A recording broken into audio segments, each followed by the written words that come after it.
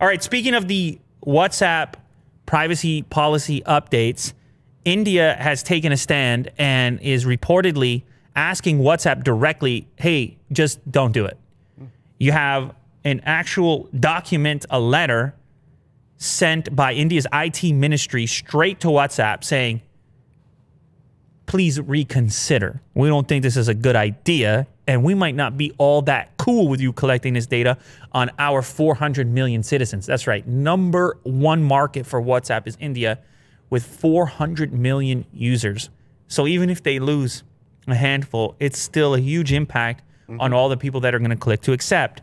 So you know that probably the citizenry reached out to this IT minister and said, hey, man, I want to keep using WhatsApp. You shouldn't let them do this. Get involved. Government get involved. And, of course, government regulation inside these tech companies, a thing that's been talked about outside of India, here, elsewhere, United States, and so forth.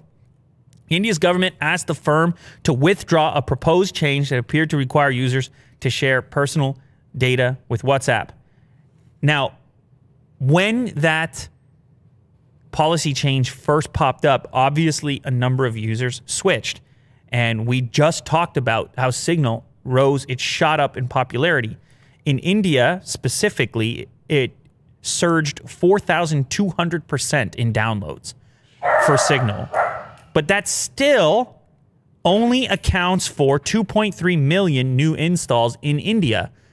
Now, 2.3 million is a lot of installs for a messenger app, a company like Signal. It's certainly not nothing. However, it is not that substantial compared to the 400 million users that WhatsApp already has. 2 million out of 400 million. 2 million out of 400 million. Yeah. You do the comparison, you run the ratio, and you're like, oh, yeah, now I know why the IT minister, or is that his name? Yeah, the IT ministry reached out because they realize the customer might not actually drive this change, and WhatsApp is a platform that's there to stay and powerful enough, multinational, Facebook, so forth. So anyway, the Indian government's trying to step in and have WhatsApp withdraw.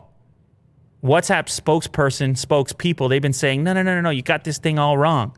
So I don't know if they're going to withdraw because of this. Maybe they'll make some adjustments.